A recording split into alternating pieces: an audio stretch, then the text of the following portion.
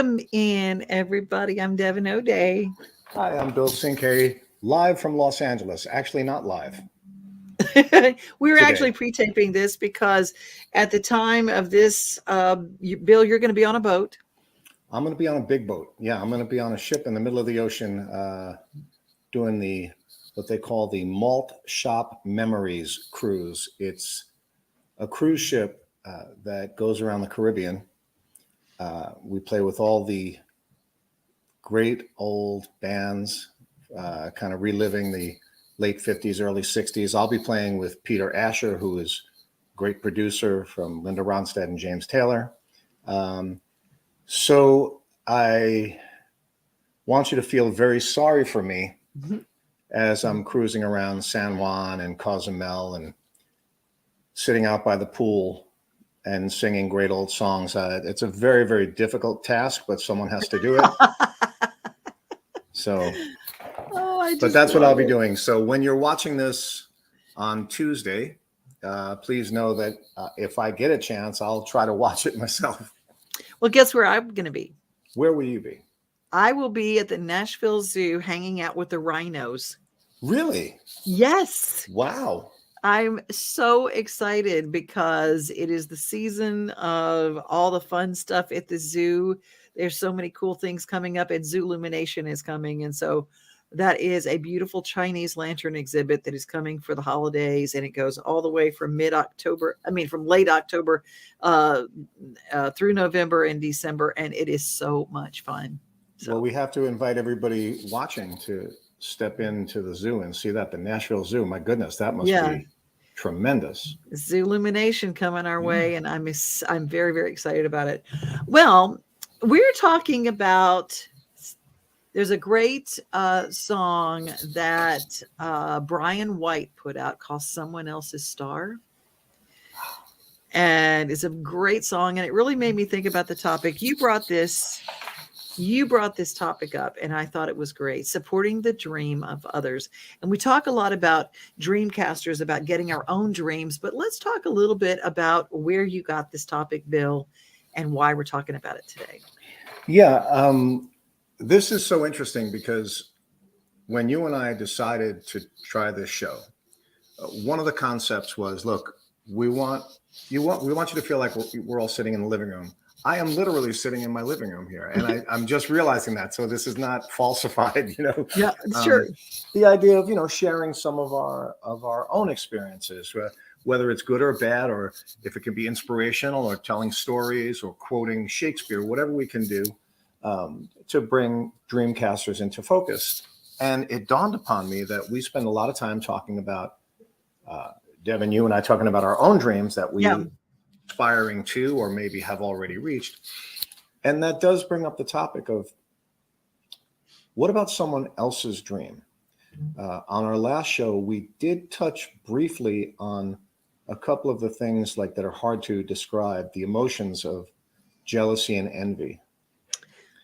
And that kind of comes into play here. Now, what we're talking about is not only how do you support someone else's dream, but how do you maybe purposely, unpurposely, maybe unconsciously derail someone else's dream?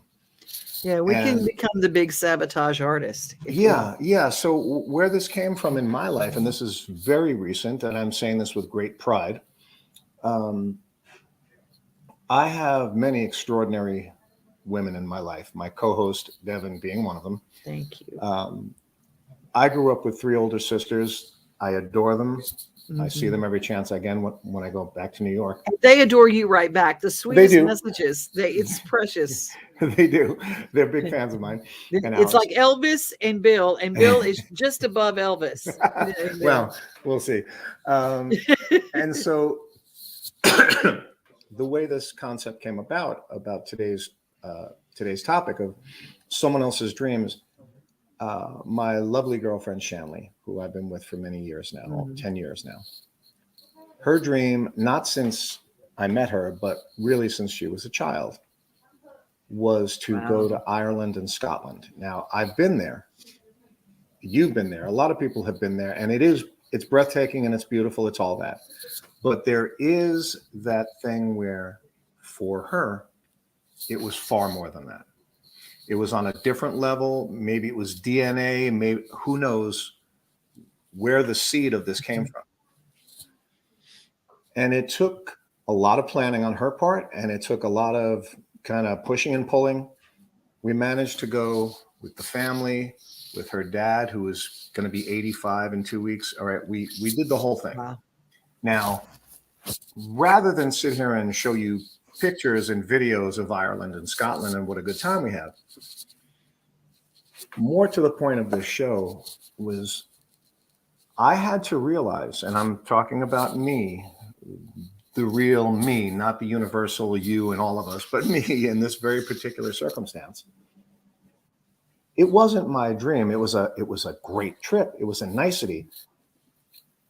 It was far different for her, for Shanley.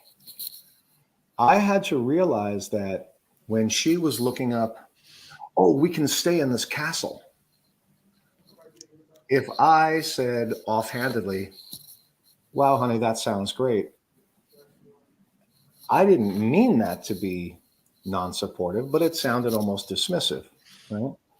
So I had to kind of be aware of the fact that, no, I need to treat this as her dream, not as her job, not as a hobby, not as a sideline, but this is really a dream. Yeah. Not like, hey, we're going for pizza. Yay. Okay, that's nice. Exactly. So, and I had to be very careful. I had to be mindful, and I had to be aware, because I want to be very clear. I'm not talking about someone else being hypersensitive. I'm talking about me not being aware of my posture, my tone of my voice. I mean, I'm doing other things, right? I'm watching television or reading something or working, and I had to be aware of the fact that this is really someone else's. This is the nexus of everything they've done coming together, right? This is the intersection. And so we did manage to figure that out and negotiate it. And we did manage to have the greatest time ever. And a second part of that is beautiful Shanley has a beautiful daughter, talented, incredible daughter, who I respectfully and lovingly refer to as my not daughter.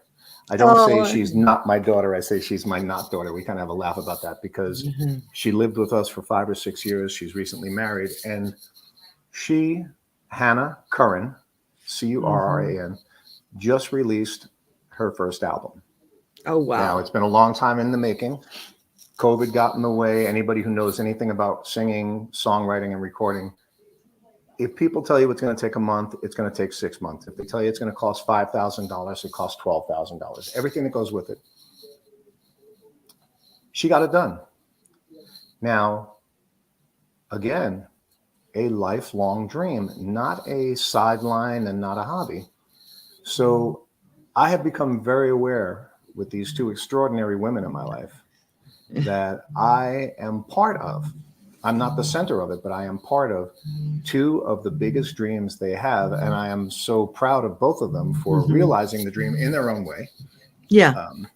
And so this being the A part of the conversation, this brings us to the part B, which might be a lot more difficult.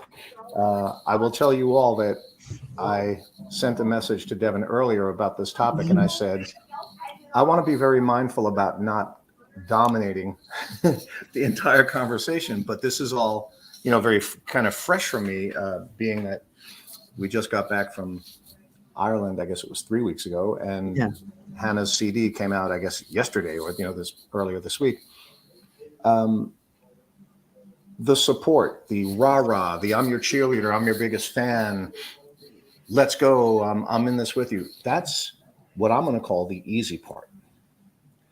The tough part is doing the analysis on what happens when your best friend gets to do what they want. Can you embrace that? Or do you become jealous? Do you become envious? That's a tough one, because if you start to really peel the layers of that onion, you might get in deep with yourself and realize that wow, I guess I'm not as supportive as I thought I was, because I really am feeling envy and jealousy. I'm better than that. I'm as good as that. I wrote a song too. Anything that goes along with that, you know. I thought it might be nice to open this up, and seeing as today that we are pre-recorded, I thought it would be interesting for the two of us to go through this. I know sometimes we have people chiming in, and it is an interesting take to see, have there been times where you got jealous or envious, and it's a tough feeling to swallow? So that's where I'm leaving off the part B. Right. How do we support somebody's dream? And it can be your child, as in your case, or your not child. Yeah. You know, when you're a parent and your kid walks in and says, Mom, Dad, I'm leaving college. I know you saved up. I know you've got me there, but this is not what I'm meant to be. I'm supposed to be a singer. I'm supposed to be a songwriter. I auditioned for The Voice and I made it. Mm-hmm. Those are kind of questions about how do we let our kids go when we are scared to absolute death that they're going to struggle, that they're going to fall down, that they're not going to make it. All the things, they're not going to have money to get a house. They're not going to have money to raise a family. All of those things that happen. It's not just music. It's not just music. There are kids that leave med school all the time and go, I'm not cut out for this. Mm-hmm. This is your dream. This is not my dream. I want to open a Smoothie King. You know, whatever the dream is, how do we support as parents? And then when it's a significant other, it also doesn't have to do with necessarily music, but I see it all the time here. I'm because sure we you are do. in Music City. A couple comes to Nashville, and one dreams to be a singer. The other one's dream, however, is to be a homemaker. And pretty soon the dream of being a singer says, I'm gone 300 days a year. Right. And you're home keeping the home fires burning. That's not for everybody. Yeah. There are so many marriages that don't make it through that. So many that don't make it. Yeah. And I think part of this episode of Dreamcasters is the idea that how do we figure out what emotion is properly labeled or improperly labeled? So there's a thing, and this is a new word for me, so please don't think that I'm so knowledgeable that I know all this stuff. I just found this out recently. I think it's alexithymia. Alexithymia is the idea that, you know, when you have a weird feeling, maybe you're afraid or you're anxious, but you don't know why. You can't quite figure it out. Oh, wow. Everybody has that, right? Say that word again. Alexithymia. Alexithymia. Okay. And so the idea is sometimes through therapy, sometimes through hypnosis, sometimes through meditation, sometimes on just, self-discovery. You start to figure out why you're feeling the things you're feeling. And when we're talking about realizing dreams, we always have to talk about the obstacles, right? You can't just talk like your butterflies and rainbows. You talk about the obstacles. And one of the things I was thinking of is this: if you can imagine, I know I've been through it. I'm sure a lot of our audience has been through it, where let's say you have someone who is elderly and they're not well, and you're trying to help them. I've had friends and family who were bedridden, and I'm trying to help, and I'm trying to put the pillow behind their head, but no, that's not comfortable. This way, no, this way, no, this way. No, I didn't want that cup of tea. I wanted the other cup of tea. And I kind of get mad. I'm certainly not mad at them. And I don't even know what I'm feeling at that point. I guess I'm frustrated. I guess I'm aggravated that I can't figure this out. I guess I'm looking at the clock. I thought this was going to take a half hour, and I've been here for 2 hours. You have this soup of feelings that you just figure out what I'm feeling, right? Yeah. And then that ultimately turns to some kind of depression, because then you beat yourself up about it, right? So it's the same when I say the alexithymia thing, and I hope I'm saying that right. The idea of when you can't define your feelings. Well, when you move that over to what we're talking about someone else's dream. Mm-hmm. I remember so vividly, and I hope it's okay if we talk about little sis. Oh, yeah. One of my favorite actresses, one of my favorite people, Faith Ford, Mm-hmm. who is Devon's sister. Way back then, I was kind of like a struggling musician. A bunch of us were struggling actors, yourself included, struggling models, actors. You'd get one gig that paid really well, and then you would do nothing for 2 months. We would all support each other. Oh, yeah. One way or the other. I'll give you a ride. I'll lend you $20. We'll all come to see you at that little off Broadway play that we all know was not going to be great, but we all paid $10 and it was our last $10. We did whatever we could to support it. I can remember almost every one of those instances where there was one person who was envious and jealous, and there is a difference between envy and jealousy. And if it's okay that I take a minute and be an English teacher, and the best way to remember it is, if you have a nice car and I don't, I'm envious of you.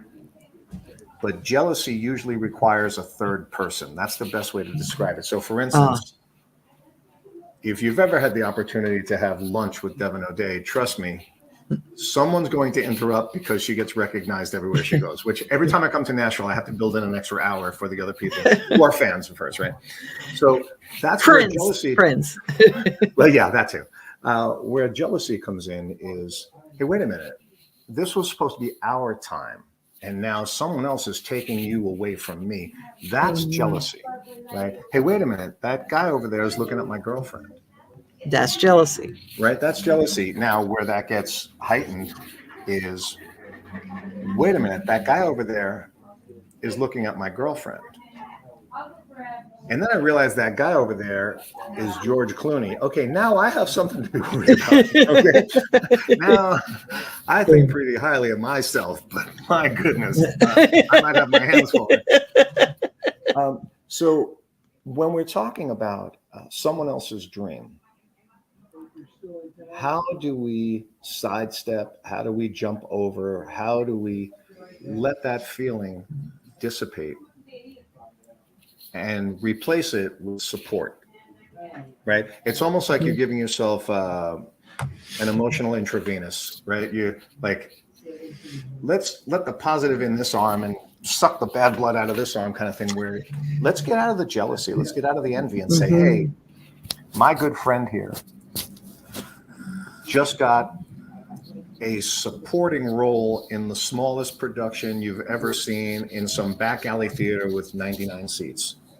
I know, and you know, there's only going to be 7 people in the audience, and it's going to be her family, right? Yeah. I'm going to go. I'm going to go, and I'm going to stand up and clap at the end of it. You show up. That's right. Show. Oh, isn't that the greatest phrase? Yeah. You think it's simple until you unpack it. Yeah, you show up.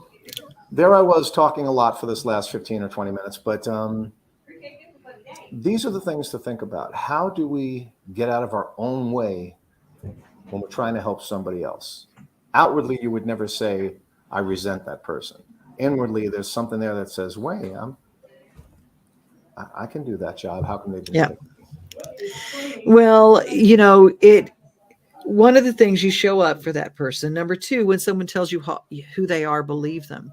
There are a lot of people who get involved in a marriage, a business partnership, a friendship, or whatever with someone with all these dreams, but you go, yeah, I'm going to be here, but I know it's not going to happen. So I really don't have to cross that bridge. Yeah. It's not going to happen for them. I'll just be here when they fall. Well, the biggest thing that people don't realize, and I even wrote a song about it, is just like, sometimes people, it's easier for them to support you when you fall than when you fly. Yeah. And it's a song I wrote, and actually they used it as a theme song for one of Faith's shows, Maggie Winters. It's a song called Catch Me When I Fall, Not When I Fly. So Catch Me When I Fall became part of this this show because it was about that. I get asked on a daily basis, daily basis about my sibling rivalry with my sister. And we laugh about that so much because no one, Faith says, I would not have done any of this if you hadn't pushed me out. She said, you pushed me through the porthole like Shelley Winter swimming out of the Poseidon Adventure. She said, you're going to do it, you know. And she was always so talented, but she says, you know, I really just wanted to be a housewife. Mm-hmm. And I really love that. And she loves being a homemaker. She still, to this day, she makes a beautiful home. She's an incredible cook. She just loves every part of being a homemaker. And so supporting her in her acting dream, but also supporting her in her home dream. That's her other Yeah. thing. Because people have more than one dream, but knowing that if someone tells you they're one thing, believe them. Yeah. Well, you bring up a really interesting point, because someone like your sister and my friend Faith, who we're talking about, Mm-hmm. um, she has two dreams, and she is realizing them both concurrently happening at the same time. But also, she didn't start yesterday at either one of them. She's been doing both of them for a long time. It's not up to me to put value on which one is more valuable, which one is weightier, Mm-hmm. which one is heavier. That's not up to me.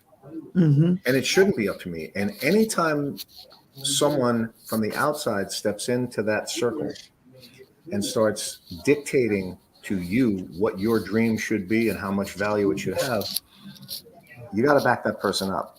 However I back them off is what I mean. You Mm-hmm. need to tell them to back up. Now, there are probably people out there who can do that a lot more diplomatically than I sometimes do, because I shoot my mouth off. But your dream is your dream and your dream alone. And only you can put a dollar value on it, a timeline on it. In the case of both people that I spoke about earlier, Shanley waited 50 years, but she wanted to do it right, and she did it. Hannah, God love her, I sat here and watched her plunking on a piano and with headphones, and this isn't right and that isn't right, and the pictures are good, but the border I want differently in the background. And, there were times when you'd sit there and say, wow, is this really worth it all? Well, as of 24 hours ago, the answer is, without a doubt, is yes. Right? Yeah. And so I think these are the kind of things where all of us have to take a look at that, what it's worth to us. And from that, if I can sit here and say, look, it took me 5 years to write a book. 5 years. I started out like gangbusters. I wrote 80 pages in 15 days, and I thought, well, this is going to be easy. And then I went 3.5 years, and I don't think I touched a notebook or a keyboard, right? Right. When I finally finished it, it was up to me to say it was worth it. To someone else, it might not have been worth 5 years, but I don't want to hear from them. And so that's good. That's good. Yeah. And if I take that, right, if I look at that and I say, this is worth it to me, I have to immediately shift that same spreadsheet, so to speak, on the other person and say, wait a minute. If you're telling me it's worth it, I'm there for you. If this play is important to you, I'm driving in traffic and I'm going to buy a ticket and sit there in the audience, even if I'm the only one. If this garden is really what you want to do, you want to cultivate it, I'm grabbing a shovel. I'm helping you. We have to be able to do that. Right. And if someone has a dream that if they are successful, you can't live with, if your dream is to be home and cuddled up in the same place every night in a double wide in Okmulgee, Oklahoma, and your better half really wants to be on the road 300 days a year, and you can't handle that, the way that you can support them is literally to let them go and do their dream. That's how you let them go. You go, and I had somebody in my life earlier in my life, and their dream was to be a very successful lawyer and save the world. And by God, they did it. Yeah. In a lot of different ways. And they did it.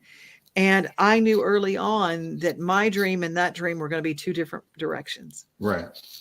And it's really hard to let go of someone, but sometimes supporting them means letting go. Yeah, I think there's I've always had a concept, I've actually written lyrics about this myself, is, when dreams collide, right? Mm-hmm. So, yeah, I have my dream, you have your dream. The good news is we're both 90% of the way there. The bad news is mine takes me to New York and yours takes you to Los Angeles. Okay, what do we do now? Mine involves me spending a lot of time and making a lot of money. The other person has neither of that, neither of those things. Sometimes you're on a collision course, even though you're both moving in a positive direction.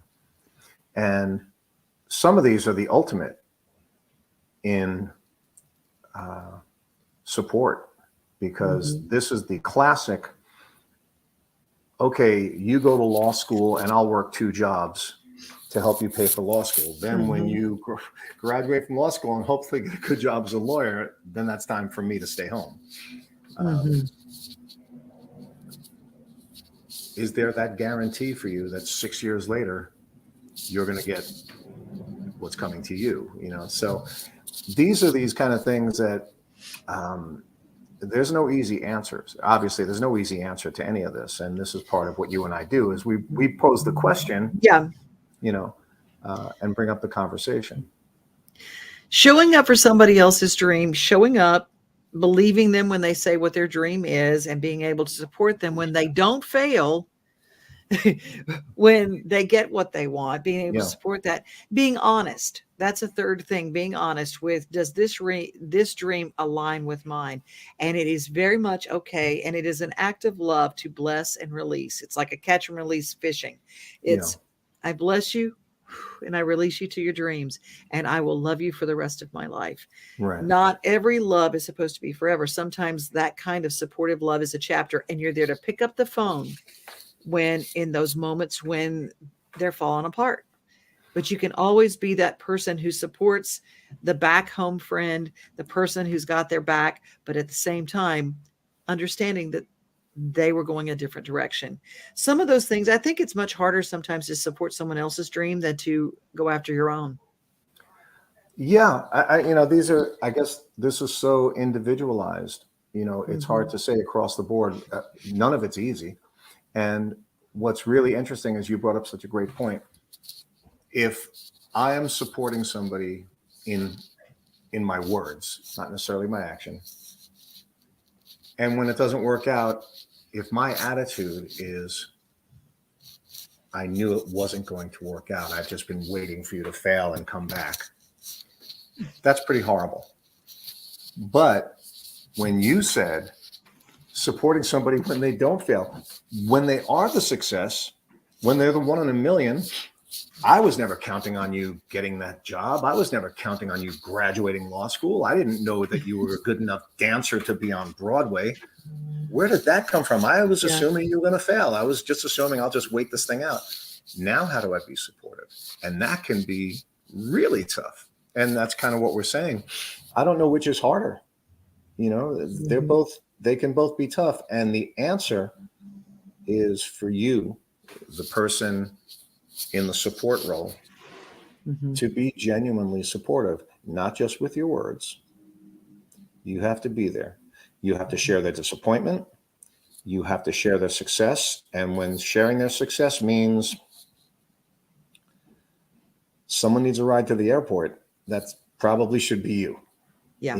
You have to show up for every which way you can do it, because it's been said before, this is not my words, that a healthy and successful relationship is not 50-50. It's 100%, 100%. You are both 100% responsible for this thing. Everybody who's ever been to med school talks about it. There are spouses of people who marry when someone's in college, and they go, I'm going to support you during med school. And then they don't see during residency, they don't see their significant other for seems like years Yeah, there. I mean, it's so busy and it's so hard and it's very difficult. And a lot of people don't make it through that time. exactly. And they end up, the people who really end up supporting their dreams, it might be a surgical nurse who's got the same kind of crazy hours. You got to know ahead of time. Do I have the metal for this? But also understanding that maybe there's an expiration date on what you are in that relationship today, Hmm. but it doesn't mean the relationship has to expire. Yeah, You can be a good person and they can be a good person and be grown-ups and go, you know what? Our dreams took us different directions. yeah, And as much as I want to resent this or resent you, I have to let go. And you have to let go because we're going for different things. And so many people, I think if we could learn to support each other in those dreams, there would be less divorces that were evil, that were bad, that were yeah. trying to destroy each other because, they don't have to destroy people. You can say, for everything, turn, turn, turn, there is a season, Hmm. and you let go. This is a really interesting show. I'm so glad you brought this topic up because I think about that and I think about it culminates for me that every dream worth having is worthy of the sacrifice, but also requires the sacrifice. I don't think there's any doubt um, that that's exactly, it's absolutely true. And I'm glad that we talk about this in this way because I really think that we have so many personal examples. Uh, we talk about med school, we talk about acting, we talk about music, we talk about uh, the feelings that we can't describe. The alexithymia is the word of the day now, right? Uh, Mhm. and all of this gets put in a blender, and it comes out, and you call that life, right? Because how I wish we had a handbook that would tell us, oh, well, this is what you do when you feel, when you feel so tired, Yeah. when you're so exhausted, when you're so anxious, when you're so mad at your spouse. Yeah, well, I've been looking for that handbook like everybody else for the last 60,000 years of civilization. I don't think it exists. No, So, doesn't. yeah, so you figure it out as you go, and hopefully uh, a little meditation, a little deep breathing, and a couple of episodes of Dreamcasters will get you on the right track here. Yeah. Yeah. And, also don't feel like you failed if you have to let something go. Hmm. Don't feel like you failed if the dream for your loved one isn't realized the way they wanted it. That's the other thing. Picking up the pieces from somebody's fallen dreams. Sometimes you have to be the one to point out, well, you got your dream. You wanted to be a singer songwriter. You are that. You didn't say my dream was to become a millionaire being a singer songwriter. Exactly. You Exactly. are writing songs, and sometimes your job is to point out that they're holding the dream that they asked for. That's brilliant. That's brilliant because you can't have it all. And we've said before, I'm quoting a Star Trek episode from 1967. In this world, there are a million things you can have, and there are another million things you can't have. And it's your job to figure it out. Yeah. And sometimes the joy is in that journey of creating the songs and the thing that brings you joy. Somebody told me one time, they said, I've just not been a success. And I said, what do you mean? Well, I've never played the Opry, and I haven't played Madison Square Garden, and I haven't played Royal Albert Hall. I haven't done any of that. And I said, well, what was your dream? They said, well, I wanted to play my music. And I said, well, what did you do last night? Well, I played music. It was at the Holiday Inn Hmm. in Alabama. And I said, yeah. And where are you tonight? Well, I'm in Mississippi at the Bill's Shake and Bake, and yeah. And then I'm going to Texas. And I said, so you're playing music every night. Isn't that your dream? Oh, it is, isn't it? Yeah. They need you a know, gentle reminder. every now Yeah, and again. it's like, excuse me, but you're not a poop scooper, Hmm. and nothing wrong with that either, because I really enjoyed being a pet sitter. I really love that. And so our dreams, like you said, there's no qualification on that kind of, if you love it and that's what you want to be, you all get a chance to do it and to support that person's dream. Love makes you do really strange things. And sometimes the strangest thing is supporting somebody and going across the world, following them like a gypsy, if that's what you want to do. And sometimes it's going, bye, gypsy. And that's the way it is. Hey, Hmm.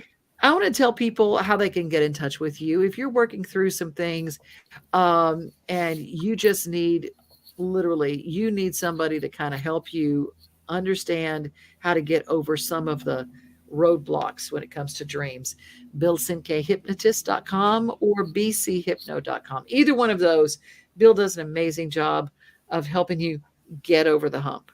I would love to hear from each and every one of you. It's really an honor and a privilege not only to be on the show, but to have a hypnosis practice where actually at the end of each session, we hang up and say, wow, that worked. You know, sometimes it's a little overwhelming how well it works and how gratifying it is. So please, anybody who thinks I can help them, I'd love to talk to you. Anything from stopping smoking to stage fright. They're so, Bill, I see people every day who've made their living on stages. Hmm. And for some reason, something happened during COVID, during this weird time that we've had, and Yeah. they can't get back on stage. And it's heartbreaking. Yeah, well, what we do, one of the basic things we do as we're running out of time here, but one of the basic things we do in any of these situations is this: we change your language. We change the language in your head even before it comes out of your mouth. And when you say, I can't go back on stage again, what we say is, I can go back on stage. You know what? As of yesterday, I can do this. Before that, I don't care what you used to think. Now you can. Now you can do it. That's with Wow. stage fright, particularly because that has turned into almost like a niche for me that I hadn't expected. Mm-hmm. But with all the people we know in entertainment and on stage, and so the idea is anybody who's listening that needs that kind of help, it's not a lost cause at all, and you would be surprised how much progress you can make in a couple of weeks. Well, if you guys have some issues that you're needing some help with, I don't care what they are, go take a look at Bill's website, and there might be a package there that works with what you need. And I just love this time, Bill. Thank you so much. Oh, thank you. This is the highlight of my week. Well, I thank you guys for, if you have a question or a comment, you can leave it in below in the comments, and we'll get back post show to check in and see what you're doing. When Bill might do it when he gets back from the boat. I'd love to, and this is one of the few occasions that Trouble the cat didn't make an appearance. I think she's sleeping in the other room, but when you tune in next time, I think she might very well be here. Trouble the cat might be there. Yeah, Absolutely. well, Mike the pit bull is home sleeping, so he's not going to be making any appearances. Okay. He won't be. But you have a great rest of your day. Thank you, and all.